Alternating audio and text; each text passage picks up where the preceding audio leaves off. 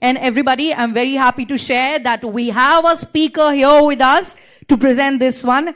Let us all together with a round of applause welcome on stage the joining in person, DS14C CIS Division, Ministry of Home Affairs, Government of India, Shri Deepak Virmani. Welcome, sir. Over to you.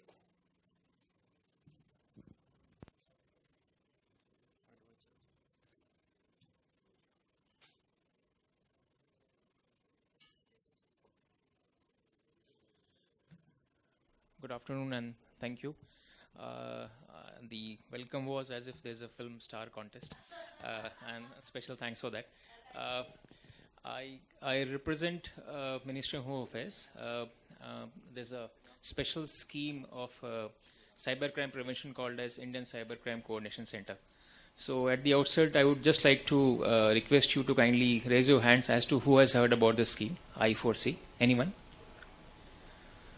Okay, except for the person who is interacting with me quite often, Hardik. So this brings in more authenticity for my presence to be here. So I4C primarily is a body which tries to caution the various stakeholders in the financial sector to pause and then to proceed. This is what we are here for. We are a part of Ministry of Home Affairs, and we are into the prevention of cybercrime holistically. Next.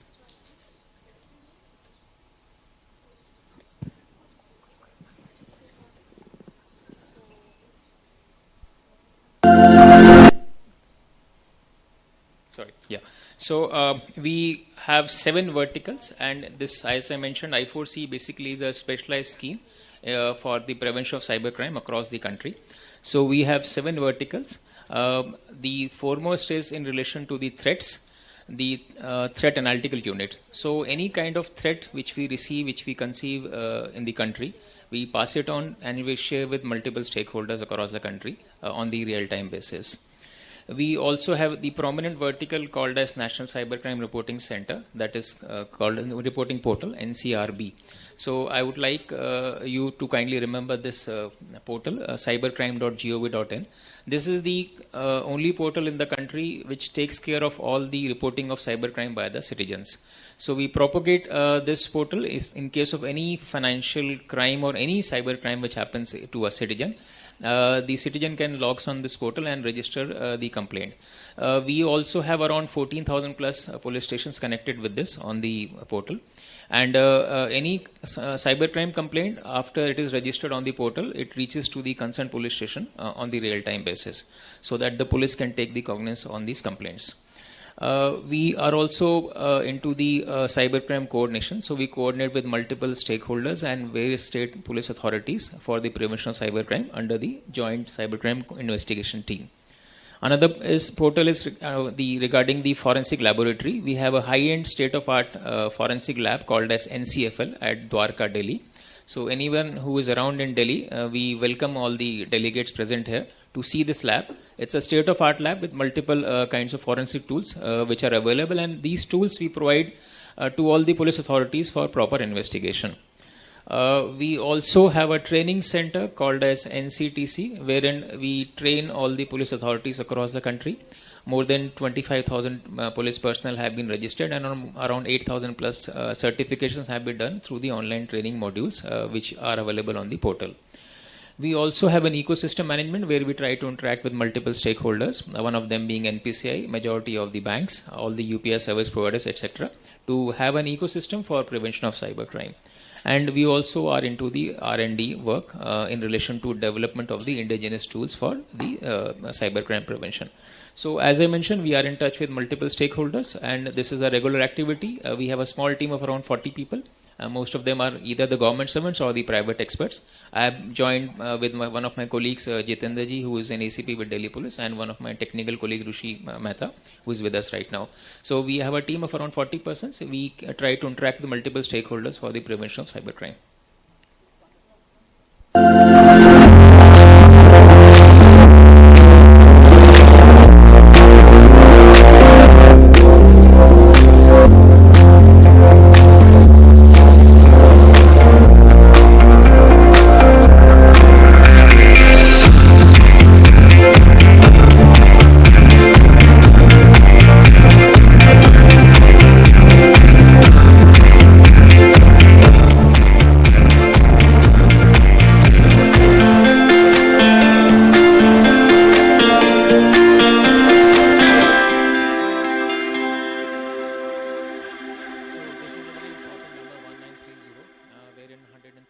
plus UPI, e-wallet service companies, the banks, the fintech companies, the e-commerce companies are integrated with the system. We are propagating this number very aggressively. Whenever there is a financial fraud which happens through the online system, or maybe if we click a wrong SMS and then the money is siphoned off, we always tell the citizens that you report to this helpline number 1930.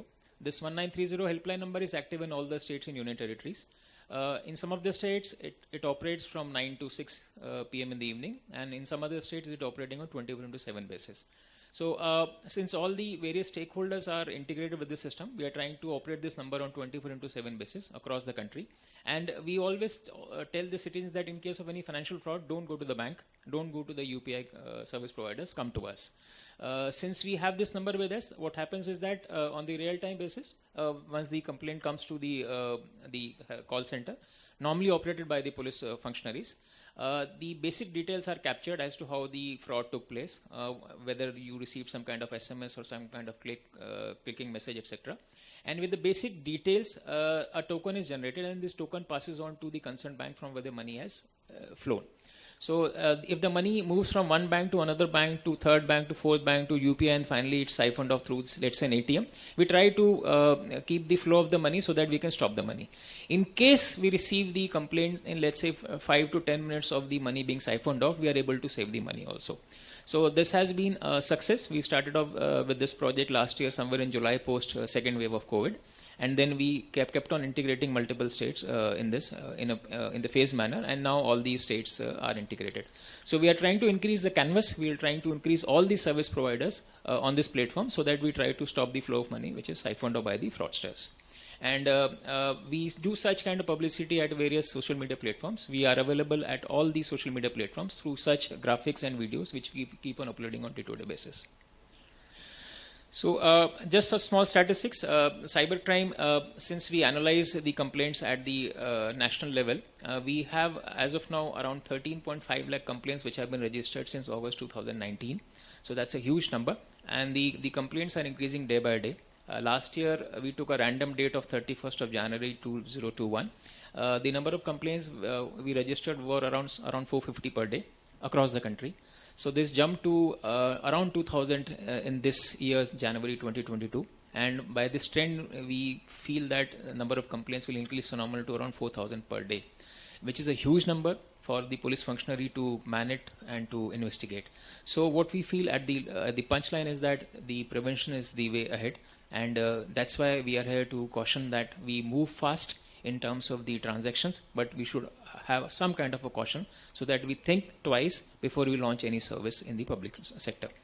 And nowadays, we are also aware that the average screen time is increased phenomenally, especially during the COVID waves. So lots of people, especially children, senior citizens also, they are part of now the internet or the global space. And perhaps sometimes we feel that earlier days, whenever we used to have some kind of crime, let's say a dacoity or similar crime, the money used to be siphoned off from the so-called मालदार people, बड़े-बड़े लोगों से पैसा लेके जाते थे. आज जब साइबर क्राइम हो रहा है तो हम लोग ये देख रहे हैं कि गरीब इंसान को पैसा लुट रहा है. So the paradigm shift has taken place. Instead of the top big, let's say, persons, we are having the money siphoned off in the cybercrime arena from the lower strata people also. So that pains us a bit more. So when we analyze these kind of complaints, we also see that majority of the complaints of the cybercrime which we receive on the portal, they pertain to the financial frauds.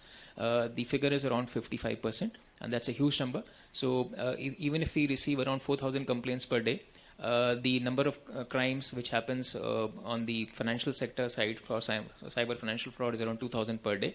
And this is just the reported ones. And we also feel that very strongly that majority of the cyber crimes are also unreported. So perhaps the ratio can be 1:10. So if we are receiving, say, around 1 complaint, 10 perhaps are not been reported.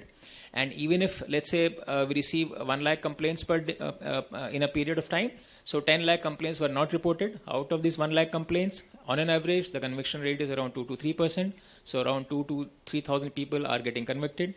Out of the conviction, Some people go to jail, which is also less. So if you see the graph, it boils down to somewhere around 10 lakh complaints perhaps should have been reported, and the conviction is very, very, very less. So all the more reason to be a bit cautious when we launch our services in the open arena in the financial sector.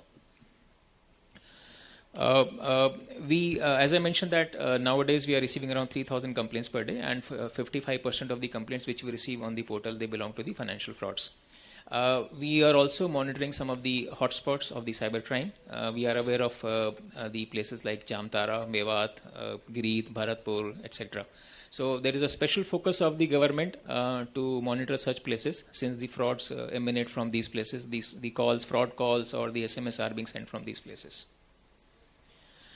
This is a common phenomena. We keep on seeing it on day-to-day basis. Today also there was a news article which says that around 300 Indian citizens, they were taken to Myanmar for the cybercrime. This is the front page news of the Times of India, a Delhi edition. I was reading it while I was in the flight. And such kind of news we keep on hearing. On the left-hand side, we see that the hotel IP was hacked and a decent amount of money was stolen from the government portal. We have also seen cyber attacks on NHAI. So be it the private sector or be it the government sector, the number of cyber attacks are increasing day by day. This is what Certain says. And some of the cooperative banks, they don't have the decent amount of cyber security. The cyber criminals try to attack and take the money away from these places. So what we do in I4C is that we have a gamut of various government entities. So we interact with all the various entities across the country as well as abroad in relation to the prevention of cybercrime. Be it the telecom sector, we are in aggressive constant interaction with telecom sector in relation to prevention of bogus SIM cards, in relation to of misuse of the prevention of the misuse of the headers, footers of the SMSs. We are in touch with banks, RBI. In the evening, we are having a detailed meeting today with RBI officers to discuss about the cybercrime issues in relation to the banking sector. We are in constant touch, and we are also thankful to NPCI, especially CEO Sab and Hardik ji, for inviting us in this conference.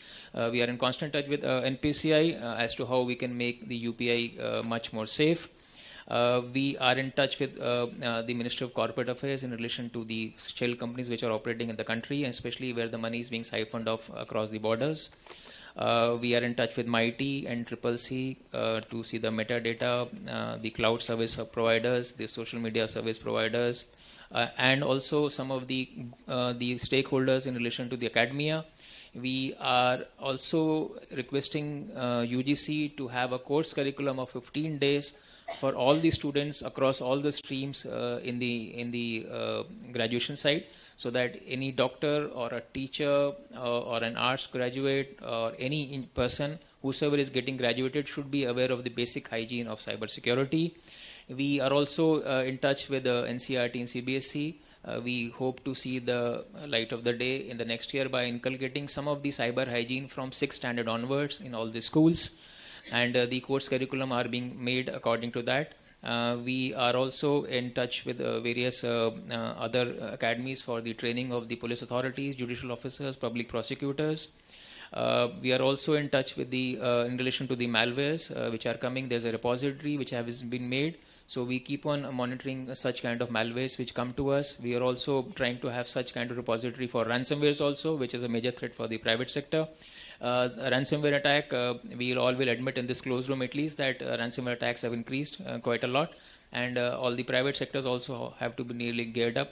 There was an incident on one day at around 8 a.m. in the morning when we received a call from one of these police authorities that there is an attack through bot at 20 odd private sector companies. So such kind of attacks, they keep on increasing on the weekends also, and also after the office hours. So we are seeing a trend, a change and a shift of the trend in relation to the non-working hours, so that the police authorities are not geared up at that time, and even the banks are also not geared up. So with this background, we are requesting all the banks and UPS service providers to make their services available 24/7 basis for all the police authorities and other multiple central government agencies. We are in touch with all the cyber security agencies, with MEA, with Certain, NIC, etc. So this is the whole gamut of exercise which keep on doing just to make our place a cyber safe. As I mentioned that there is a laboratory, high-end state-of-the-art laboratory for the forensic tools available in Delhi. and we provide all kinds of forensic services, also through cloud, to the state police authorities, so that they can have an investigation at their level by through a dongle, and then they can run the tool available at their respective places. So the tools which help for investigation, it relate to crypto. We have certain tools for crypto. We have tools for video clouds, network, etc. Another landmark of I4C is the reporting portal, which I mentioned. So as I stated that these kind of complaints we try to analyze at the central level, and this gives us the trend as to where the cybercrime is proceeding and what kind of arena is there in the cybercrime, so that we can take all the precautionary measures in relation to this. So this portal is available at the all India level, and we are also coming up with the mobile app soon. We are trying to launch the mobile app in a month or so. The helpline number, as I mentioned, our helpline number is 1930, and most of the major stakeholders are a part of this now, as all the government banks, private sector banks, the payment aggregators, e-commerce companies, fintech, etc.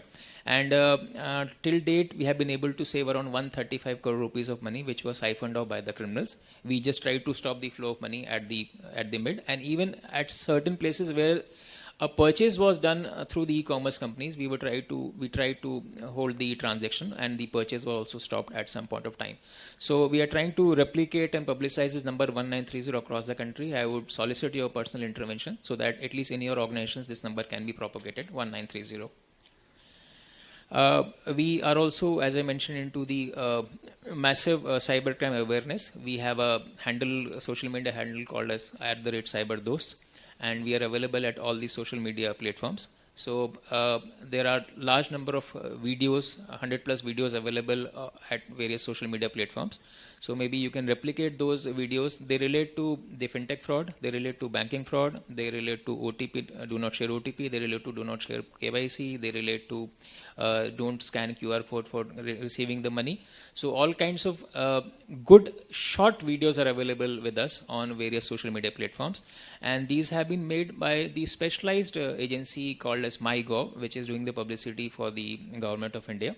So good videos and good graphics are available. I would request all of you, in case you would like to have the bouquet of all such videos and graphics, please let us know. I will be more than happy to share the open files also, so that you can modify a bit as per your banking sector or the fintech sector. You can add your logos, etc., and you can publicize these videos also. The whole aim is to propagate the prevention of cybercrime through such videos and graphics. So I'll just come to the cybercrime trends at this stage. I think every one of us must have received some kind of SMS which says that your electricity will be disconnected tomorrow because of non-payment of bill. Anyone who has not received such kind of SMS, or more or less have received? So what we see and analyze that the fraudsters, they follow the trend. So let's say, for example, we are having a meeting in this room for prevent cybercrime. Parallelly, there must be some kind of meeting going on in Mewat and Chamtara area also. So they try to be ahead of us, and that keeps us on our toes to be ahead of them, at least, if possible. So this electricity fraud was happening. We tried to control it. They switched over to some other fraud, and the modus operandi, they keeps on changing. They are also launching lots of phishing websites. We keep on taking them down, and these phishing websites are being launched from outside India. Some of the bulk SMSs are also coming from outside India. So we try to nab these things, but as I mentioned that it takes time, a long time for us to nab the criminal from these places, and hence we feel, again I am reiterating, that there needs to be more caution and prevention rather than we nab the criminals later on. So we saw the utility bills utilizing the credit cards. Then we have also seen some of the crimes relating to ghost loans. I have been given a loan where I did not apply. So this was seen in some of the banks. I'll not mention the names of the banks here. Then we are also seeing a majority of cyber crimes relating to the virtual accounts of merchants. A virtual account is opened in the payment aggregator, on the payment aggregator platform, And this is nothing but the virtual account of perhaps a mule virtual account or perhaps of a fraudster. So if the payment aggregator shuts the account, the virtual account of the same merchant is open in the second payment aggregator or the second fintech company. So this kind of fraud is happening quite a lot, and we are actually worried on this, and we have been requesting the fintech companies and the payment aggregators to keep a tab on this. Then after the penny drop, that is 1 rupee transaction, so as to verify the authenticity of the transaction and the genuineness of the person, we are seeing that lots of APIs are being used illegally for the business. And then we were also saw that some of the APIs which were allowed by some of the government entities were willy-nilly, intentionally or unintentionally being misused by the cyber fraudsters. By let's say this was primarily seen in the cases of the part-time jobs which flourished during the COVID wave and the instant loan app. So some of the APIs were misused of the merchants by the fraudsters. And we are also seeing that lots of mule accounts are also there in the private banks and government banks also. So there's a cause of worry for us, and we request all the banks and the entities present, financial entities present here, that they need to build up some kind of an AI-based tool or some kind of a technical tool to see the trend of such mule accounts and as to how we can nab these mule accounts. So there is a specific trend which happens in the mule accounts. A docile account, I have an account, a bank account, I was operating it 4-5 years back, it's defunct, it's docile. Suddenly there's a huge transaction which starts in this bank account. And the frequency, the velocity is very high. So this bank account receives a lot of money, and the money is also debited immediately. So at the end of the day, you have a bare minimum amount which is there in such bank accounts, in such mule accounts. So there's a trend which we can analyze through the various technical tools, and I think the role of fintech companies is very important in this sector to help and guide the banks as to how such mule accounts can be stopped. This is a common phenomena. We see on day-to-day basis such kind of fraud SMS which keeps on coming, and the fraud pre-activated SIM cards are also being misused by the fraudsters. So all kinds of bogus SMS we keeps on receiving on day-to-day basis by these fraudsters. The fraudsters, they either try to send the messages individually, or they try to send the messages through the SIM boxes. So with the help of a SIM box, maybe a SIM box of having 502 channels, I can just with a click of the button can send the SMS to 512 persons, and the IMA also changes very frequently. So second time if I use the SIM box, the IMA gets changed. So it's very difficult to nab the SIM box also, to nab the criminal also. So the various police authorities have also seized a large number of pre-activated SIM cards. So this is also a place where the fintech can play an important role in terms of the technology to guide and handhold these TSPs, telecom service providers. And there is also an occurrence of the SIM box being misused for the international calling also. We have also seen the misuse of the genuine technology by the fraudsters. The primary one was in relation to the important bank of the country, State Bank of India, by hosting their phishing website on the temporary hosting platforms. So there are certain platforms, we all are aware, which try to host the website for 30 minutes or 1 hour or 3 hours or 1 day or 2 days, and then this hosting website goes off. We are also seeing the crimes in relation to the remote access apps which are available. These apps are actually the good ones to help the citizen in relation to any kind of issues in their laptops or desktops. But these apps like AnyDesk or TeamViewer, they are being installed on the citizen's mobile to take the details of the OTP or the PIN directly, and then the money is siphoned off. OTP forwarders are also being downloaded through the mobile malwares. And payment aggregators are also being misused for money laundering, etc. So this is just a thought from our side. This is just a thought for discussion and suggestion. I solicit your intervention here at multiple places. One is, I would request the dignitaries present here to innovate with the appropriate cyber security and cyber fraud management system, management mechanism in your entities also, as well as to handhold other entities in this regard. One of the options which I mentioned in relation to point number 1 is basically the mule accounts. So we are yet to get a confirmed technology which helps us identifying the mule accounts. So this can be an initiative from your side, so that we are able to get some solutions at various places in relation to the banking sector. Second point, I would request the August gathering present here to kindly educate in the country in relation to the financial literacy.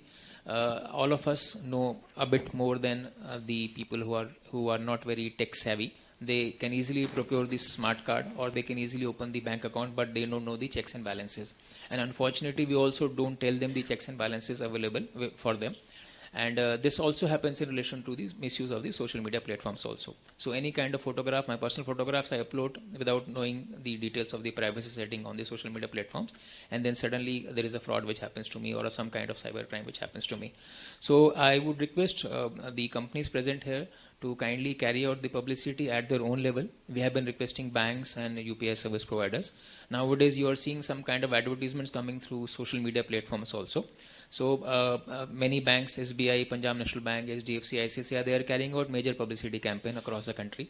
So the more we will be able to teach and propagate the cyber hygiene in the country, the more trust will be built on the citizens on various initiatives which you take from here. We also request that some kind of initiatives may also be taken by your companies present here in schools and colleges in your near vicinity. And many of the private sector companies have started this kind of publicity campaign for cyber hygiene in schools and colleges by interacting through state police authorities or through the Directorate of Education. API, we are trying to caution in point number 3 on the slide that API should be carefully handed over to the merchants. So we have seen some kind of misuse of the APIs and some kind of money being siphoned off at the foreign country.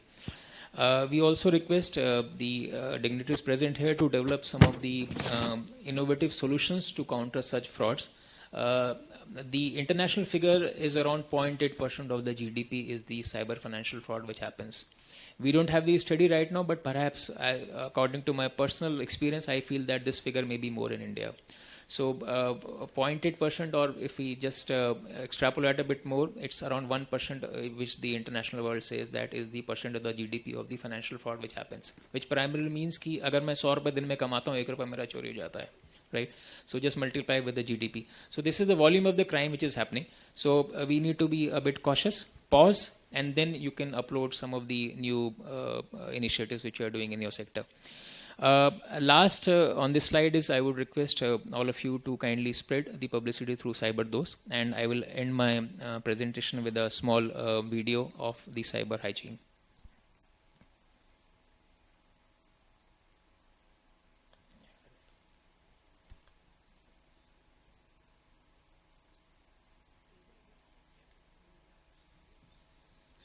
So this is in relation to the KYC fraud. This is a very small video, but we just try to connect it with the local language to the people, so that people just understand that the banks do not ask for the KYC. Can you run it?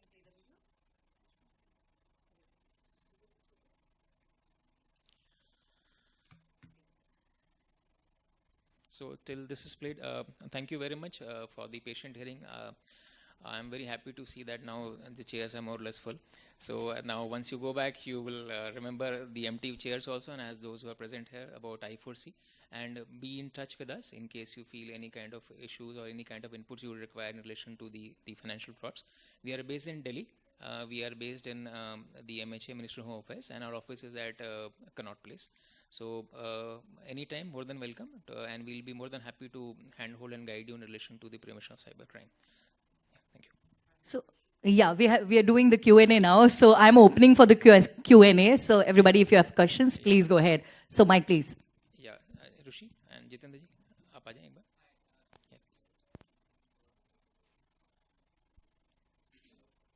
Yeah, okay. Without mic is fine. Okay, I'm a journalist working with BQ Prime.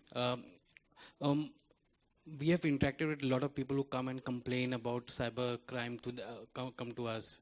One of the first steps they do is that call up a bank customer care.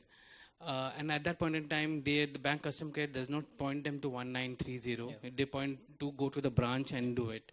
Why can't we create an awareness where the first call itself, you're pointed to 1930, that saves time and maybe the money for them as well. Thank you. I think we are the common platform.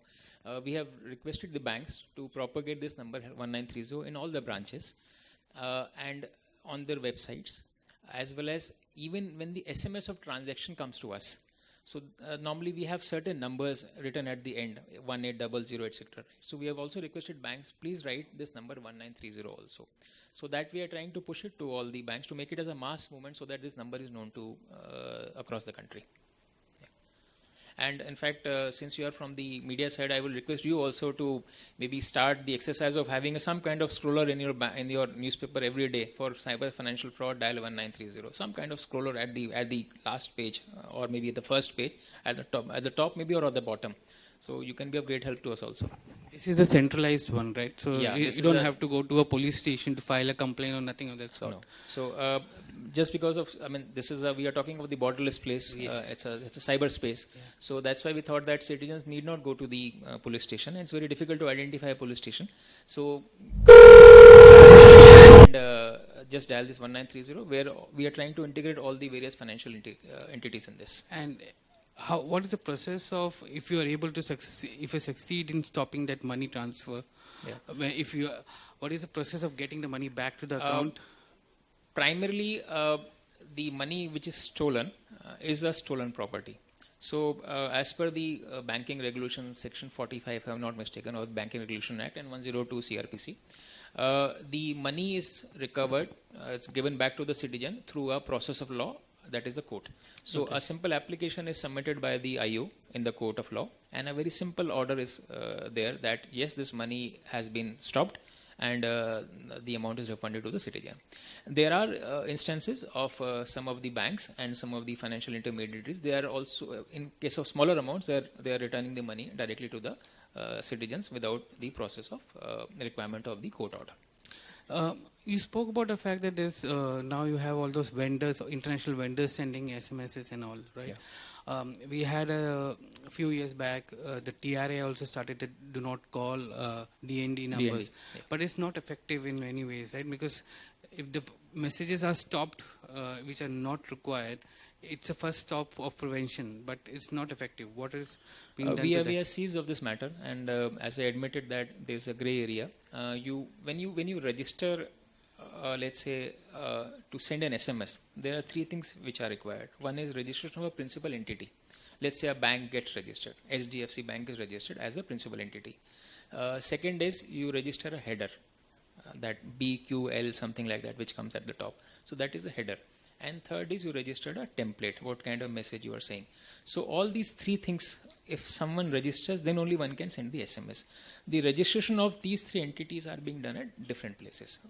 Let's say one is getting registered at Airtel, second is getting registered at Voda Idea, and third is registered at some other place. So we are trying to have a common system with the help of TRI so that the registration process is smoothened out.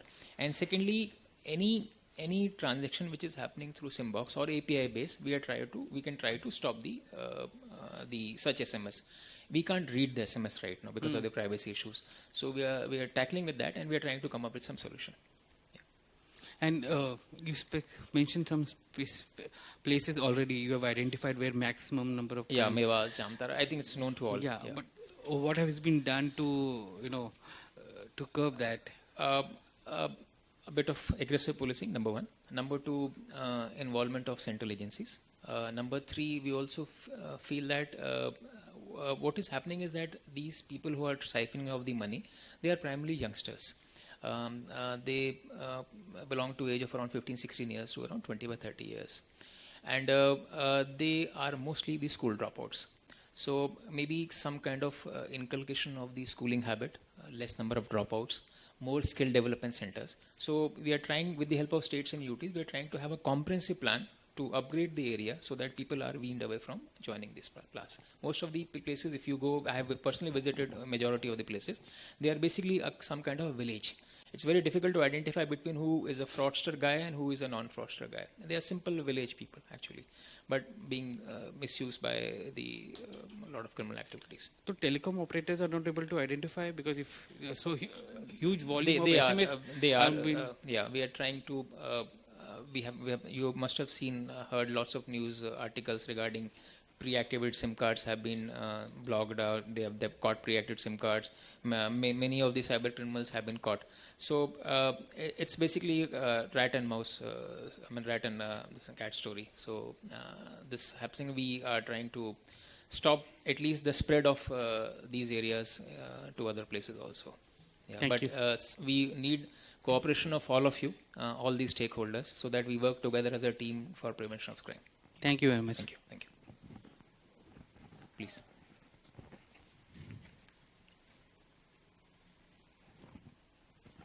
Hello, hi.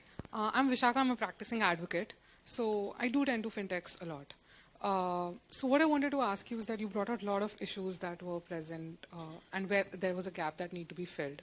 I wanted to know if there are any security standards or if there's any language or information available about your presentation on the website that I can possibly share with my clients and inform them, because this is not exactly legal advice, but it would be more like a cautionary. Yeah, we have, as I mentioned, we have @cyberdos as our handle. Right. So we are available at, you just type it right now. We are available at Instagram, LinkedIn, Facebook, Telegram, Twitter, public app, etc. So all the videos have been uploaded there. Okay. So you can just download those videos. In case you want videos to run in your companies also, you can let us know. We'll share the open files to you.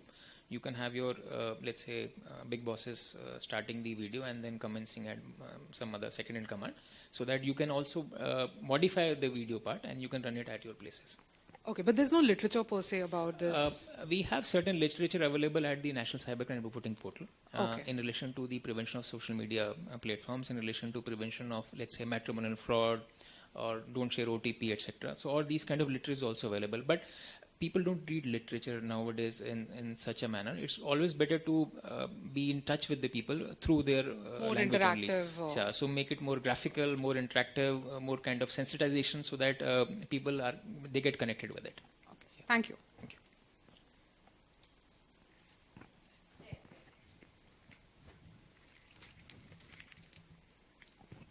Hello, sir.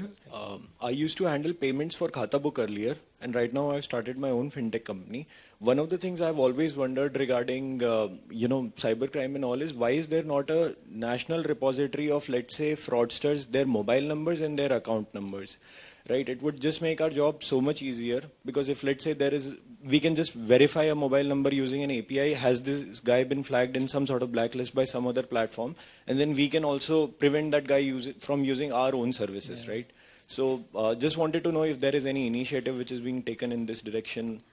Yeah, one is CyberSafe. CyberSafe. It's run again by MHA. So there is a negative list of which is called as a suspect repository of the mobile numbers. So let's say I type my mobile number as an individual. I type my, and the output which will come from that is this number is not in the suspect list.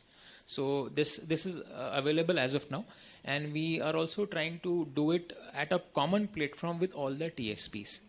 As of now, what is happening, as you all are aware, that the TSP data is not centralized. Airtel telephone numbers and Voda Idea telephone numbers and Jio telephone numbers are disjoint. They are separate. So we are trying to make it in a common database, so that any kind of suspect repository we keep on doing it. So we are trying for the mobile numbers. We are trying for the links, the malicious links. We are in touch with RBI for the bank accounts also. So internally, RBI has a mandate and they do it for all the banks whenever they receive a complaint at their places. So we are requesting that whenever we receive a complaint at the portal, on the Cybercrime Reporting Portal, what happens is that the fraudster is not aware of the bank account of the fraudster. if I'm siphoned off rupees 10,000, I'm aware of my bank account from where the money has been debited, but I don't know from where the money has actually gone. So that is 6th or 7th layer. Then only the money is siphoned off.